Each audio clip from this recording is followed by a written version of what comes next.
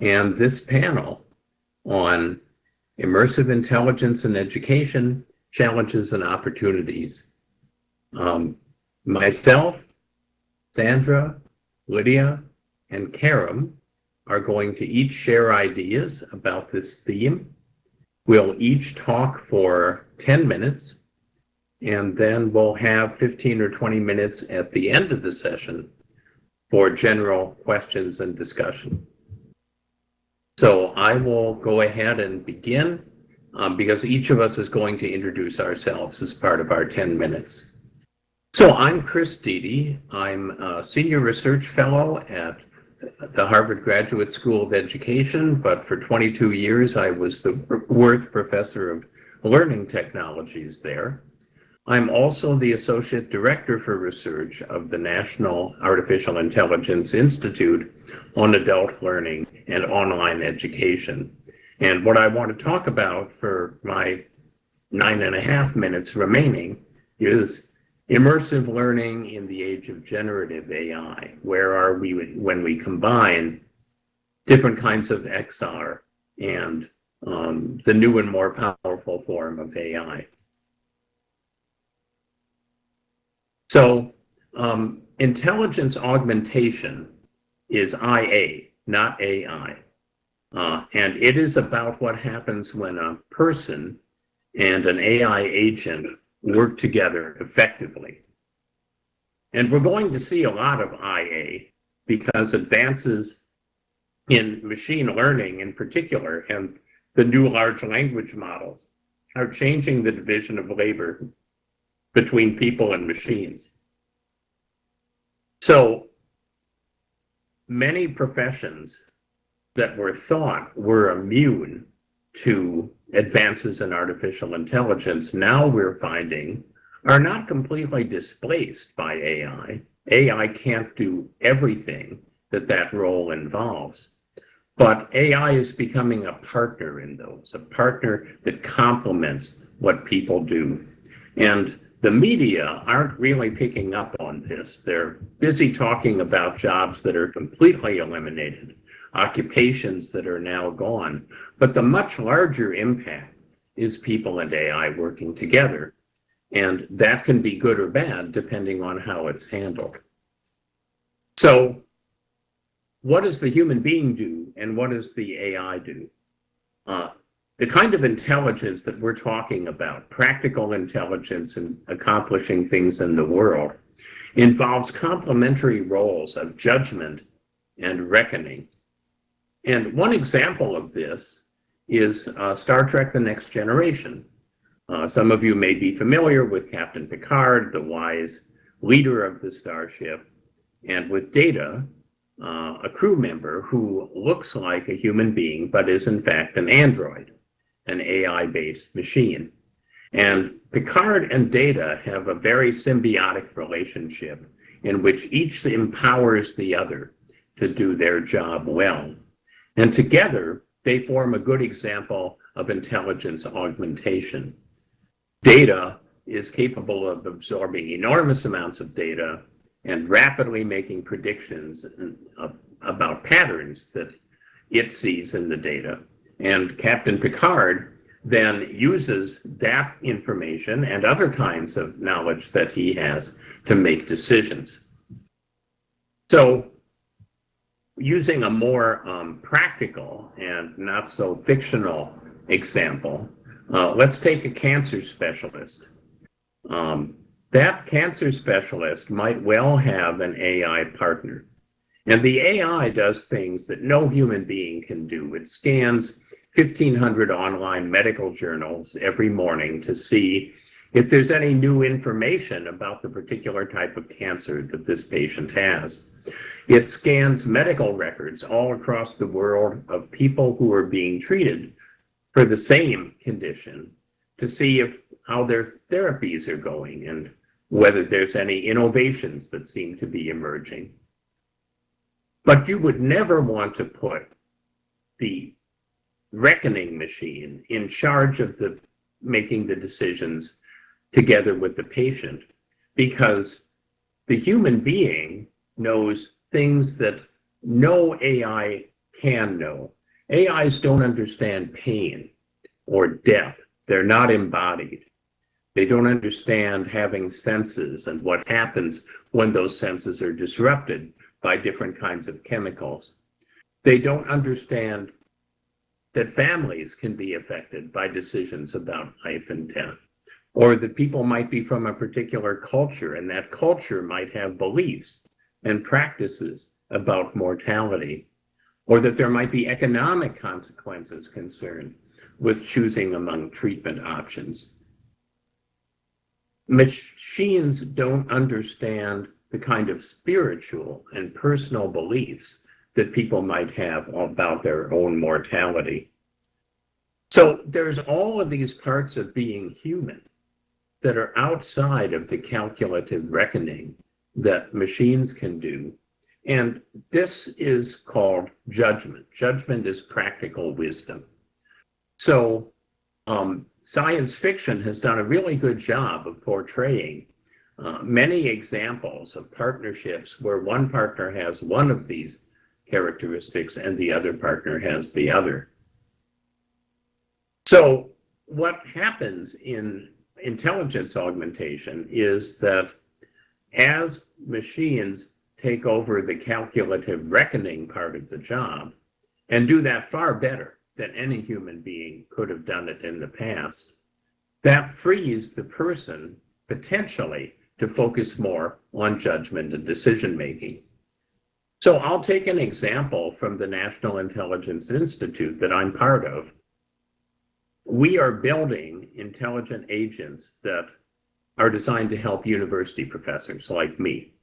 So I can be surrounded now by different agents, a question answering agent, a tutoring agent, one that runs laboratories, one that helps students with library searches, one that's actually a social assistant that helps in a large online class. Students find who might be a good learning partner for them, and so on. And I can be de-skilled by those agents if I don't change what I do. I just let them do parts of the job for me.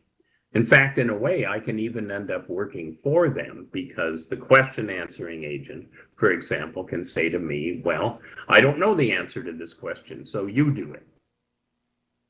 Or if I upskill to deepen my knowledge of the individual students, to deepen my knowledge of how cultural beliefs and practices shape the material, the knowledge and the skills and the dispositions that I'm communicating, bring in more knowledge about ethical and spiritual perspectives, and so on. If I deepen my judgment, then instead of being de-skilled, that upskilling makes intelligence augmentation possible. So the big challenge, the reason that I'm talking about this today, is that only if people upskill will bringing AI into everyone's occupations be a good thing. And upskilling involves not teaching more calculative prediction, not teaching people how to do what AI can do far better, but instead teaching judgment, practical wisdom along the dimensions that I've been using in my examples. But unfortunately, education is going in exactly the opposite direction. That is, all of our high stakes tests, the GRE, the SAT, the LSAT, etc., are calculative prediction. That's why AI is acing these tests, even though it has no real understanding of what's being tested. So by using these tests as our yardstick of quality and accomplishment, we're preparing people to lose to AI and to avoid the possibility of IA instead of being smart about what we're doing. So if you're interested in more about this specific topic of IA, there's a URL to a brief that's online that I co-authored as part of my work for the Next Level Lab, which is a lab at the Harvard Ed School that also looks at workplace development and artificial intelligence. But what does this have to do with immersive?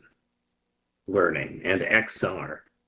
Well, judgment is not learned well by teaching by telling and learning by listening. Judgment, unlike calculative reckoning, is learned best through experiential learning. And these AI agents, instead of being question answering agents or tutoring agents, can be coaching agents and mentoring agents, not to replace a human being, but to complement a human being in terms of letting learners have experiences and then in debriefing, helping them to understand how they could have done these better. So coming out of our institute and other places, and of course within iLRN itself, there's a long tradition of simulations of different kinds. These are a very powerful method for trying to get to intelligence augmentation. So I'll just close, because I want to stay within my 10 minutes, by saying that the title of the panel is about education, but actually, I don't think that that's the business that we're in. It's really important to know what business you're in.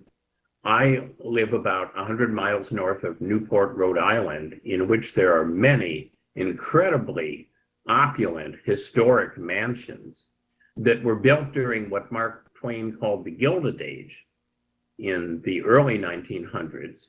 And they were built largely by fortunes in the banking and railroad industries. But within 20 years, those people who lived like kings and queens in the mansions had lost their fortunes, and the mansions fell into disrepair.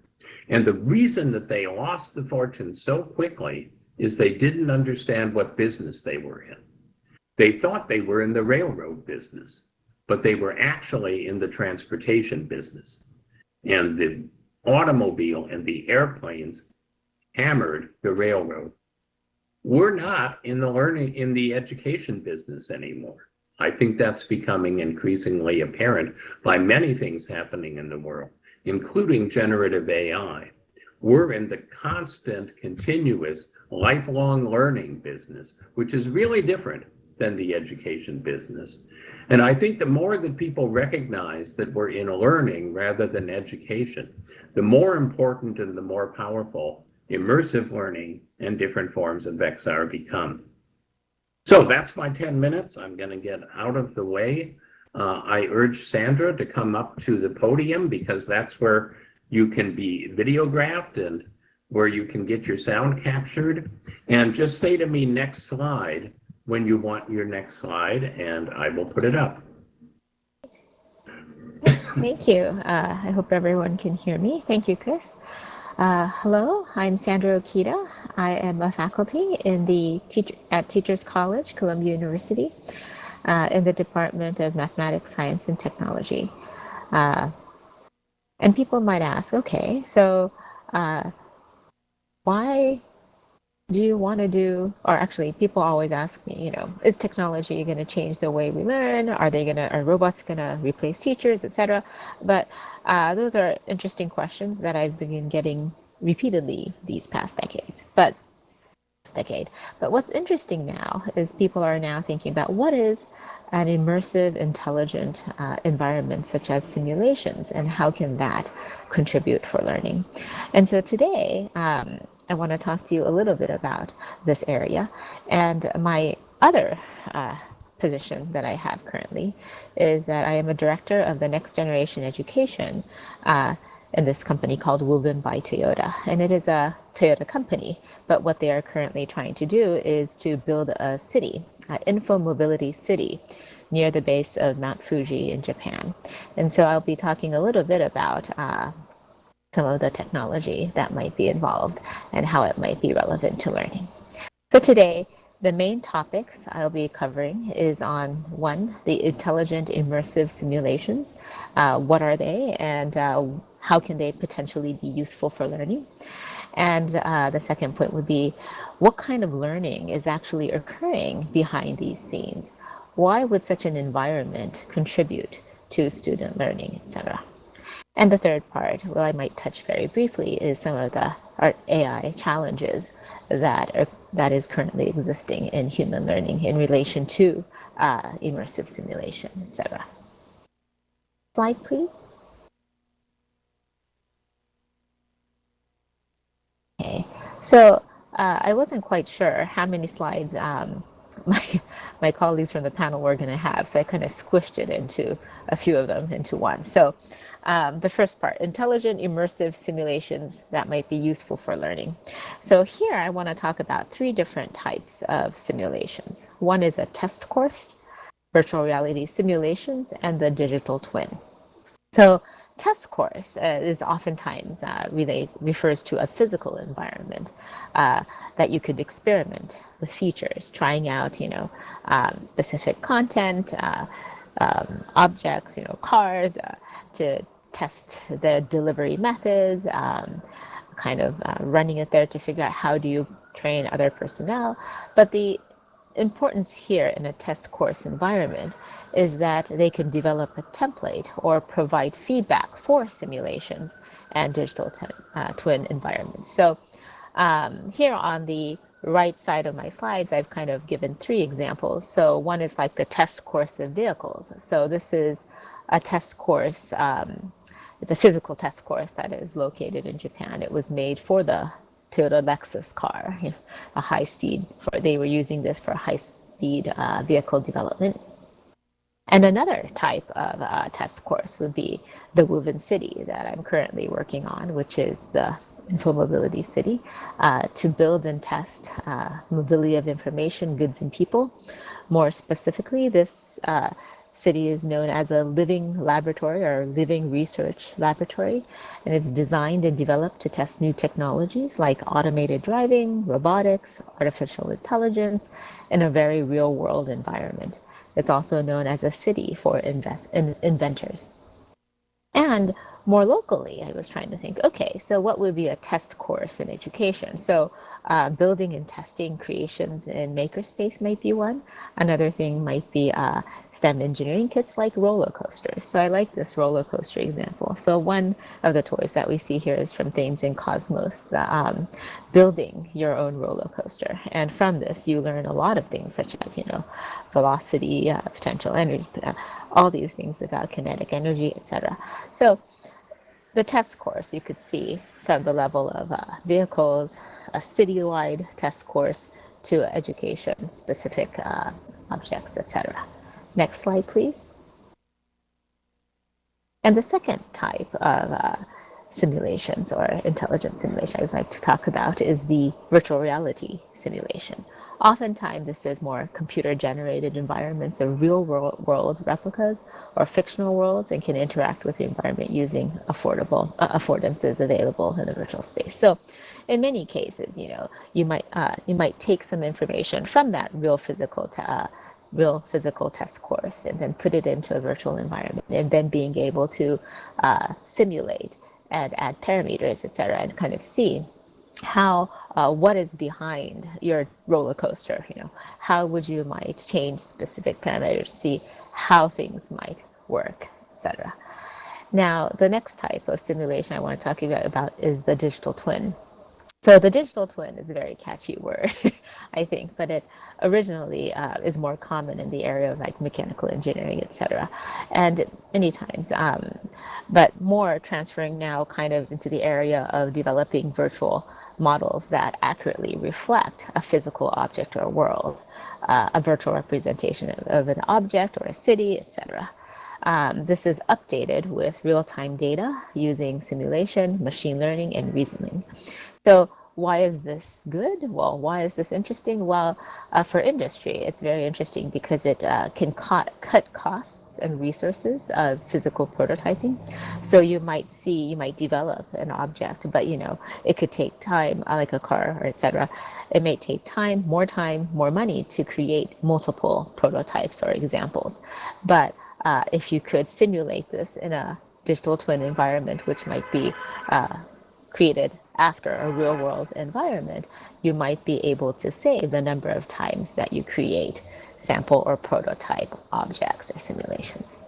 sorry, the no limits too is not a digital twin, but I wanted to put it in there to kind of show what would, if you're taking the data from a amusement park and you're kind of trying to figure out how the who are riding the roller coaster might see the environment, or how do they interact with the other rides around them, and how does it differ with the time. These will be based on real-time data, like within the constant feeding in and receiving feedback from the real environment into the digital twin, and then out back to the real world, etc.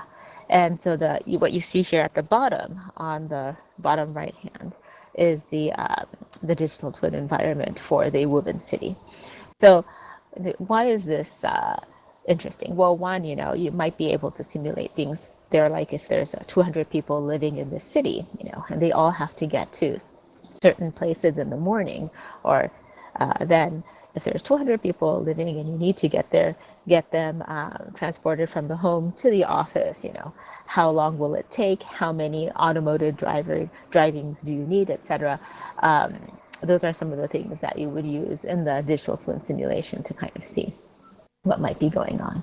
There's also things that a digital twin may not be able to detect, and this is where the artificial intelligence, you might see a limitation. So for example, in the real world, if we see a lunch bag flying in the air and drops in front of you, you wouldn't really think much about it. But for example, in a digital twin environment, if a similar bag flies and then lands in front of a automatic driving automobile, the system, it would be very hard to figure out, oh, the car has stopped, because they can't determine whether there's a rock inside that bag or whether that bag is empty. So these are some of the things that while you are running things in digital twin and in the real world environment, you might learn the limitations of AI and how it's difficult for AI to determine about certain things that really come naturally to us as human beings. So for us, it'll be like, well, if it was flying in the air, then there's a high chance there's no rock inside that could derail a car from its pathway, etc. Okay, next, please. Now, the next slide, I wanted to focus a little bit more of, okay, so if you use such an immersive AI-enhanced simulation environment, how does learning occur? Why can learning occur in such an environment? Well, I'm going to bring up a few things, but many of these, mechanisms behind the learning that I'm talking about can involve simulating the self, learning by simulating the self, or learning from simulating yourself and others, or yourself in relation to others. Okay. And another might be simulation your creations in a particular environment can allow you to learn as well. So the simulating self part, I think more recently we hear some work about quantifying the self. So students learning from their own data using self-tracking tools. So it's so easy to get simple watches that tell you that data. So that's kind of one way to kind of think, how can that improve self-knowledge through numbers? How can this data allow you to answer specific health questions, help you determine how to control, self-regulate, etc. Another is the area of choice-based assessments. This is, like, for example, if you learn in a particular environment, can you predict how you learn in an environment outside? So for example, if you learn in a simulating environment, can you learn, how do you learn, or I would say, do you perform in the same way in real life? So this connection between real life and virtual environment can be one. And so what we know so far from some of the study is that academic performance in one setting can predict the academic performance in another setting. The same with choices. So if you make specific choices in an intelligent virtual environment, can you predict the specific choices that you make in a real world environment or in a different real world environment? And so these are some interesting ways to think about, okay, how can you identify to see whether a student can develop patterns of choice and how those patterns might predict the student's future learning and behavior, right? So that's more about the forecasting side.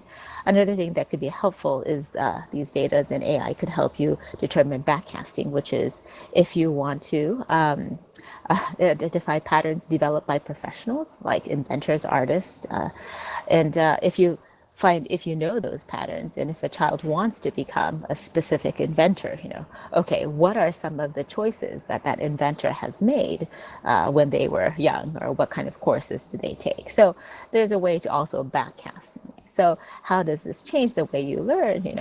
You might have different you might have an opportunity to figure out what is the most optimal way for you to get from point in your knowledge or in your performance from getting from point A to B.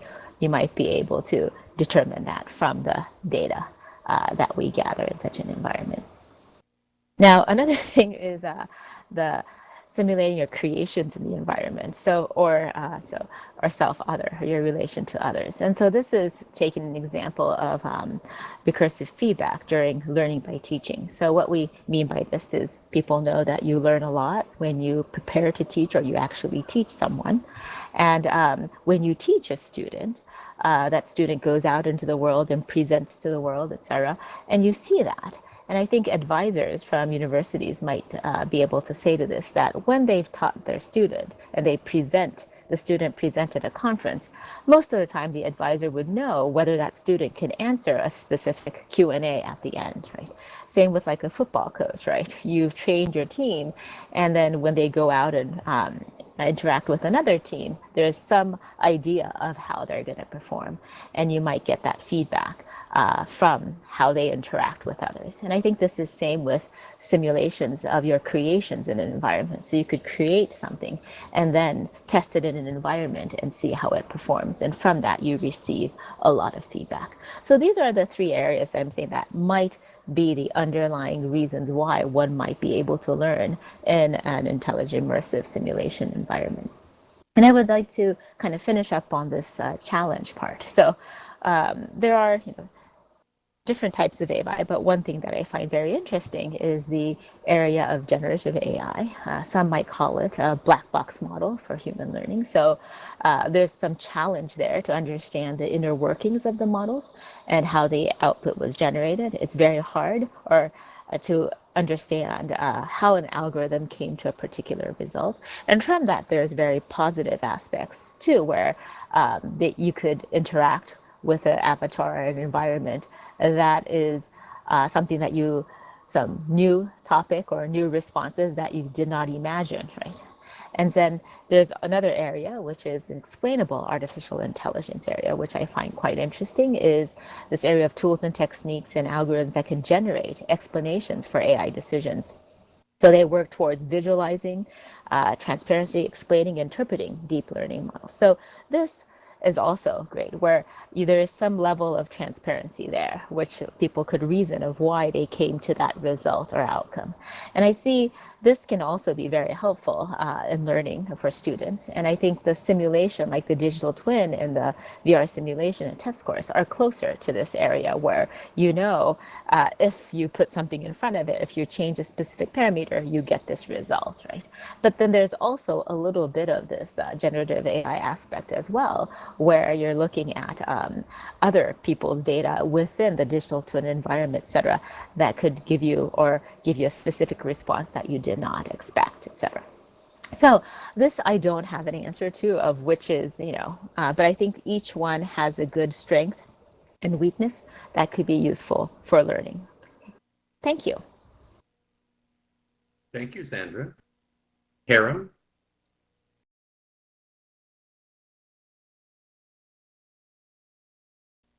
Okay, why don't you try coming back in?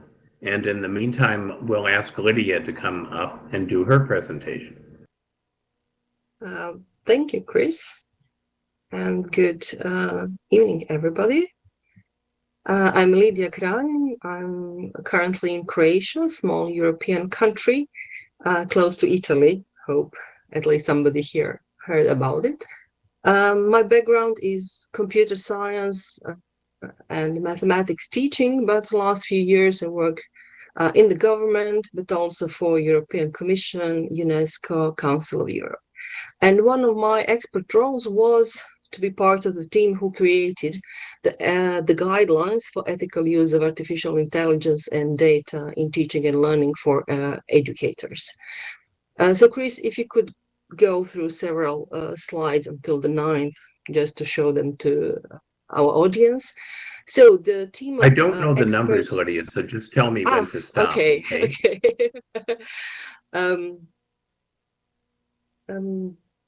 Yes, you could stop here. Yeah, thank you. Up so there? The experts Okay. are from law, government, teaching, higher education, work together to create these ethical guidelines. Okay, you could go next. And the next. Just to give you a timeline, okay, stop here. So the meaning of the guidelines is to support educators in all levels of education, giving them some examples of AI and data use in education, pointing out ethical consideration requirements, but also giving them guiding questions to support them through analysis, thinking about the use of AI and different apps in education. Also, the guidelines have in a final part some emerging competencies, what teachers should know, should be able to do to efficiently could answer ethical and support ethical use of AI and data in education. Please, next. So the guidelines are for educators on all levels. It talks about raising awareness and developing concrete cases. Next, please. Examples in the guidelines show some approach usual for the AI in education. So from the perspective of the student teaching, supporting students, supporting teachers, and also supporting the system, which I'm sure you're familiar with. Next. What I would like to point out is key considerations. So we take care about human agency, fairness, humanity, justified choice, and following 7 key requirements from our AI high-level group and the group for trustworthy AI. And we develop it through a set of guiding questions. So please, next. First set is answering the area of human agency and oversight. I won't read everything to you, but just point out the first one saying, is the teacher role clearly defined to ensure that there is a teacher in the loop while the AI system is being used? And how does the AI system affect the didactical role of the teacher? Next. The second one being transparency. For example, are the instructions and information accessible and presented in a way that is clear both for teachers and learners? The third one, next, diversity.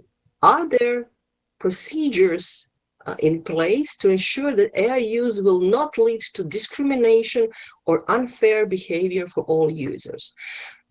Next, those are questions which should lead teachers, education leaders, school governance, county level through assessment on different AI apps. And for the fourth, we mentioned, how does the AI system affect the social and emotional well-being of learners and teachers, for example? Next, in the fifth one, we talk about privacy and data governance. So is access to learner data protected and stored in secure location? You know that EU is taking care of with the GDPR and different aspects of the safety and privacy of the data, especially data of the minors. Okay, the next one. So technical robustness, is information available to assure learners and parents of the system technical robustness and safety? And the final one, the seventh, who is responsible for the ongoing monitoring of results produced by the AI and how the results are being used to enhance teaching, learning, and assessment. I think that through those questions, you heard about the didactical part, enhanced teaching. So we talk about the pedagogy and the AI support these areas as well, and important questions teachers, parents, school governance should know how to answer to efficiently and, of course, ethically use the AI. So the next one, I think this example is some of the illustration you could find in ethical guidelines. So through examples, we lead reader, educator, through those key requirements I mentioned previously. So, for example, we talk about the chatbot. Chat AI apps are very in focus in the last few months. So, clearly signal that its social interaction is simulated and that has no capacities of feeling or empathy. You heard that mentioning from the Chris before me as well. Strategy to monitor AI system, mechanism to allow teachers to flag issues if needed. So I will stop here. Chris, just please go through the next few slides. Here you can see examples and then a list of the emerging competencies that educators, teachers on any level of education should have to efficiently support use of the AI education. And the final slide, Chris, just please go. Thank you from my side. Hvala for those who know Croatian language. And it was nice to see you all. Thanks, Chris. Thank you, Lidija. So what I want to suggest is that all four of us come to the front of the stage now, and let's see what kinds of questions the audience has for any or all of us. Why don't you raise your hand if you have a question, but any of us can call on when they see somebody's hand, because my view is a little occluded here. Questions, comments? Are any of you building something that involves AI in some form that you'd like to share with us? Dennis, did you have a comment?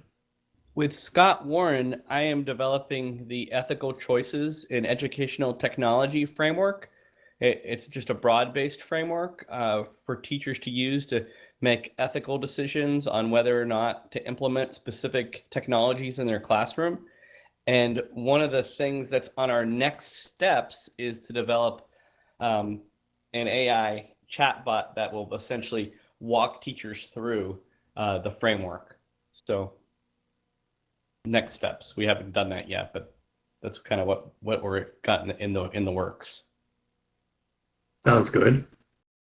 Tokes, I know that you could talk about immersion, which I would have brought up if I'd had more than 10 minutes. You want to say something about immersion? Yeah, I can do. Thanks, Chris. Yeah, I think we are thinking about how we use AI at the moment, we're using it for simulations for conversations. So simulating a conversation between two people. So you interact with an avatar, and the avatar kind of uses a mixture of human intelligence and AI to recreate the person, to create the experience. But I think what's really interesting right now is where generative AI might take these simulations, which is when we start to think about how you can both analyze a conversation that's happening in real time and give people kind of prompts on how they're performing in the conversation, which is really, really exciting. Lidija, did you have a comment on that? I can share what I'm working on as well. Thank you, Yes, please everyone, do. for the presentation. Really, really exciting things. So I work mainly on training This is workforce training. And we have been looking at AI for a while and how we can use AI for things like chatbots. And now with generative AI, I think we are very close to getting there. The problem with that is you need to have the knowledge already somewhere. This knowledge needs to be already classified, organized, and then you can train neural networks to use it. The challenge is what happens when you don't have that yet. So what we are working on is creating digital twins of environments, so where our workers do their jobs, and then trying to capture some of the experience that they have when they do things, because they do very physical things. They are telecoms engineers, so they do work with equipment. And the idea is how we can capture the experience that they have, the knowledge that they have, the know-how that is still not somehow documented. So we have been looking at different techniques, including intelligent environments, so connecting sensors, connecting cameras, of course, verbal feedback from them. But I just wanted to comment that, yeah, AI is really exciting if you have the data. What happens if you don't have the data? That's a big challenge. Jonathan, do you have some thoughts about this? I know that you're very active in tracking different kinds of trends and disruptions in the field.